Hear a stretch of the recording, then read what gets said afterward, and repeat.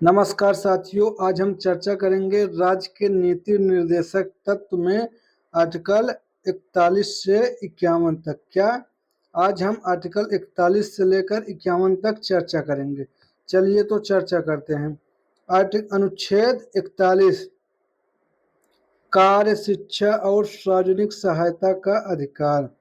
राज्य अपनी आर्थिक सामर्थ्य और विकास की सीमाओं के भीतर काम, शिक्षा, बेरोजगारी, वृद्धावस्था, बीमारी और निःशक्तता आदि अभाव की दशाओं में लोक सहायता पाने के अधिकार को प्राप्त करने का प्रभावी उपबंध करेगा। अर्थात जो राज्य है ये शिक्षा और सार्वजनिक सहायता प्रदान करेगी, जैसे काम, शिक्षा, बेरोजगारी, वृद्धावस्था, बीमारी।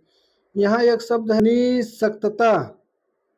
इसका अर्थ है कि कमजोर वर्ग जो कार्य करने में सक्षम नहीं है।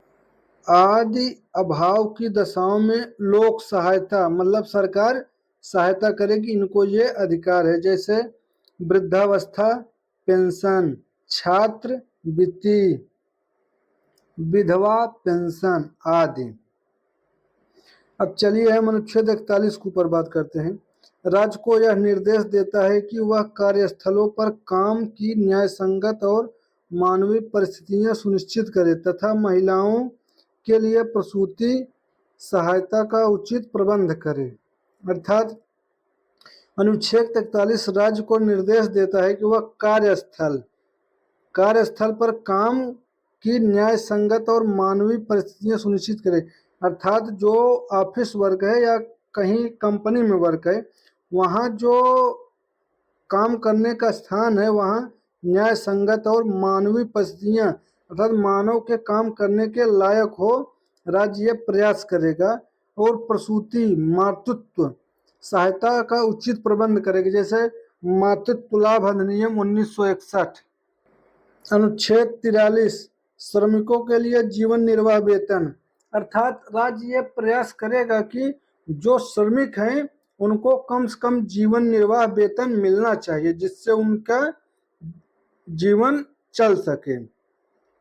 राज्य प्रयास करेगा कि श्रमिकों को उचित वेतन, अवकाश, शिष्ट जीवन स्तर, सांस्कृतिक और सामाजिक अवसर प्रदान करने का प्रयास करेगा।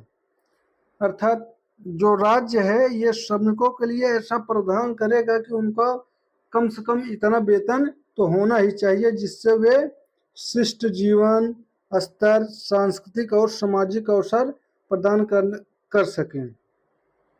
उदाहरण में जैसे न्यूनतम मजदूरी अधिनियम, वेतन संहिता 2019, अनुच्छेद 43 का ए उद्योगों का प्रबंध में श्रमिकों की भागीदारी। क्या उद्योगों के प्रबंध में श्रमिकों की भागीदारी, इसे 42वें संविधान संशोधन अधिनियम 1976 के माध्यम से जोड़ा गया। क्या इसे 42वें संविधान संशोधन अधिनियम 1976 के माध्यम से जोड़ा गया। अनुच्छेद 43 का भी सहकारी समितियों को प्रोत्साहन। अर्थात जो सहकारी समितियां हैं सरकार उनको बढ़ावा देगी। इसे 97वें संविधान संशोधन अधिनियम 2011 के माध्यम से जोड़ा गया। क्या 97वें संविधान संशोधन अधिनियम 2011 के माध्यम से जोड़ा गया। राज्य सहकारी समितियां के स्वैच्छिक गठन, स्वायत्तता और लोकतांत्रिक कार्य प्रणाली को बढ़ावा देगा।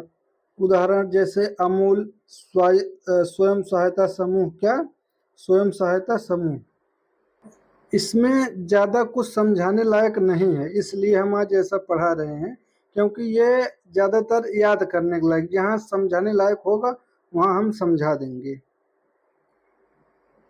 अनुच्छेद 44 समान नागरिक संहिता, यूनिफॉर्म सिविल कोड। क्या समान नागरिक संहिता, यूनिफॉर्म सिविल कोड, अनुच्छेद 44। राज्य प्रयास करेगा कि पूरे भारत में सभी नागरिकों के लिए एक समान नागरिक कानून हो। भारत में विवाह, तलाक, गोद लेना, विरासत, भरण पोषण आदि मामले सिविल कानून के अंतर्गत आते हैं। अब चलिए समझते हैं कि आखिर समान नागरिक संहिता क्या होता है। समान नागरिक संहिता होती है, जैसे वर्तमान में क्या है, मुस्लिम मुस्लिम हिंदू, सिख, ईसाई सभी धर्मों के कानून अलग अलग हैं। उसमें विवाह कैसे होगा, तलाक कैसे होगा, गोद कैसे लिया जाएगा, भरण पोषण आदि के अधिकार अलग अलग हैं। तो समान नागरिक संहिता क्या करता है, सभी नागरिकों के लिए एक समान कानून, अर्थात जैसे चाहे वो हिंदू हो, मुस्लिम हो, सिख हो, ईसाई हो, बौद्ध हो, जैन हो, पारसी हो, सभी के लिए विवाह, तलाक, गोद लेना, विरासत, भरण पोषण आदि इससे संबंधित मामले सिविल कानून के अंतर्गत आते हैं। मतलब सभी के लिए एक समान कानून रहेगा, तो चाहे जिस धर्म का व्यक्ति हो, चाहे जिस संस्कृति का व्यक्ति हो, लेकिन कानून एक समान रहेगा, अलग अलग नहीं रहेगा। वो राज्य जहां समान नागरिक संहिता लागू है, गोवा और उत्तराखंड।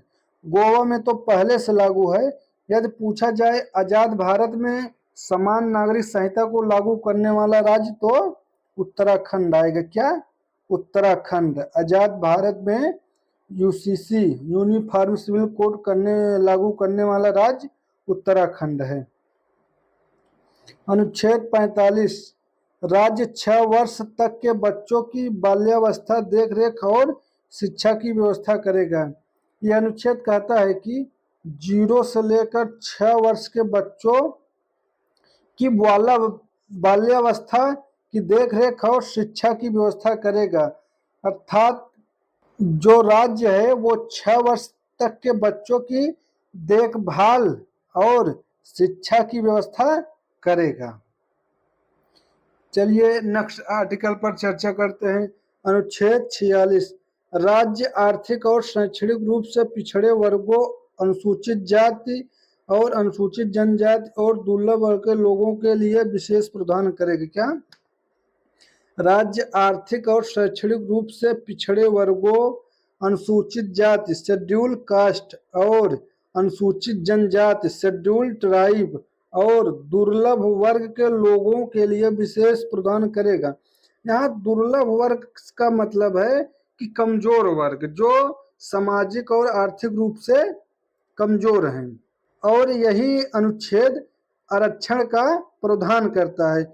जैसे SC ST OBC को आरक्षण मिलता है, और यह देखा गया कि जनरल कास्ट में कुछ कमजोर वर्ग हैं, इसीलिए EWS को लागू किया गया। 103वें संविधान संशोधन अधिनियम 2019 के माध्यम से EWS को 10% आरक्षण दिया गया इसी अनुच्छेद के तहत। और यह अनुच्छेद आरक्षण का प्रावधान करता है। अनुच्छेद 47, राज्य पोषाहार जीवन स्तर को अच्छा प्रयास करेगा, मादक पदार्थ और हानिकारक औषधि के विक्रय और प्रयोग को निषेध करेगा। अर्थात राज्य पोषाहार जीवन स्तर, अर्थात राज्य ऐसा प्रयास करेगा कि नागरिकों को ऐसा भोजन मिले जिसमें न्यूट्रिशन हो, जिससे उनका विकास हो। मादक पदार्थ, जो मादक पदार्थ है उन पर प्रतिबंध लगाएगा। मादक पदार्थ और हानिकारक औषधि हैं, इनके विक्रय पर रोक लगाएगा ताकि नागरिकों का विकास किया जा सके। अनुच्छेद 48, राज्य कृषि पशुपालन को आधुनिक वैज्ञानिक ढंग से संगठित करेगा। गाय, बछड़ा और दूध देने वाले पशुओं की रक्षा और वध पर प्रतिबंध लगाएगा। राज्य कृषि पशुपालन को आधुनिक वैज्ञानिक ढंग से, अर्थात राज्य जो है कृषि पशुपालन को आधुनिक वैज्ञानिक ढंग से संगठित करेगा। गाय, बछड़ा और दूध देने वाले पशुओं की रक्षा और वध पर प्रतिबंध लगाएगा। अनुच्छेद 48, इसे 42वें संविधान संशोधन अधिनियम 1976 के माध्यम से जोड़ा गया। क्या? इसे 42वें संविधान संशोधन अधिनियम 1976 के माध्यम से जोड़ा गया। यह क्या प्रावधान करता है? राज्य पर्यावरण संरक्षण तथा वन्य जीवों की रक्षा करेगा। क्या? राज्य पर्यावरण संरक्षण तथा वन्य जीवों की रक्षा करेगा। अर्थात राज्य जो है ये पर्यावरण का संरक्षण करेगा, जो वन जंगल हैं उनका भी संरक्षण करेगा, वन्य जीव जो जानवर हैं उनकी भी रक्षा करेगा।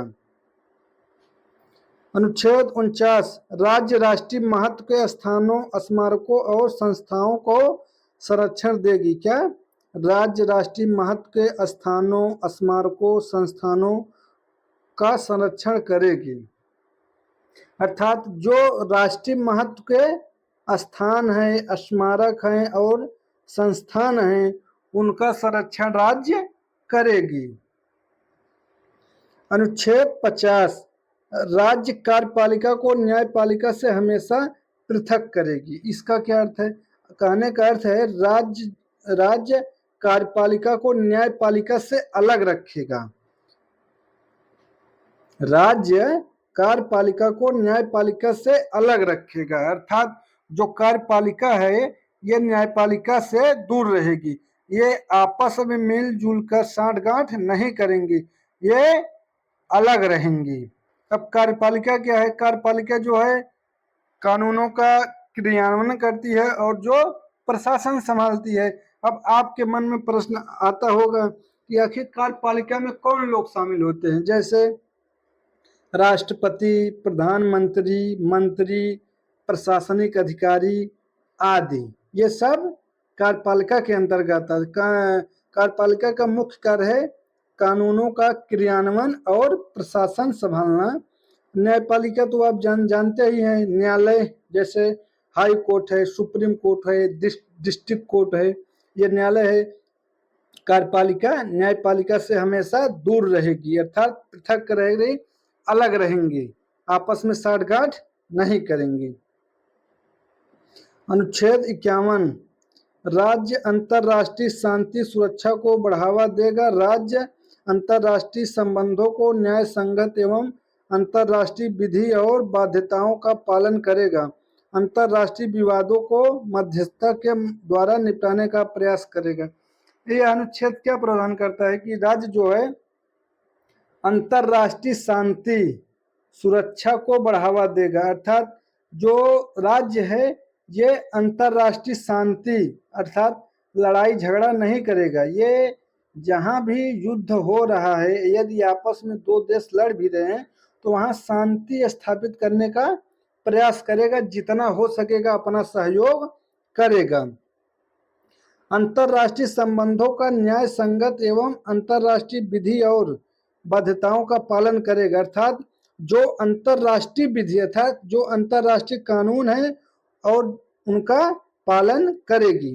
अर्थात राज्य जो है अंतर्राष्ट्रीय विधि जो है उसका पालन करेगी और अंतर्राष्ट्रीय विवादों का मध्यस्थता के द्वारा निपटाने का प्रयास करेगा। अर्थात जो वैश्विक स्तर पर विवाद होते हैं, मान लो युद्ध हो रहा है, तो राज्य ये प्रयास करेगा कि उसमें मध्यस्थता करके शांति कराई जाए। तो उम्मीद करते हैं कि आप लोगों को अनुच्छेद 41 से 51 तक आसानी से समझ में आया होगा। यदि वीडियो पसंद आया हो तो इसे लाइक करें, चैनल को सब्सक्राइब करें। मिलते हैं नेक्स्ट लेक्चर में।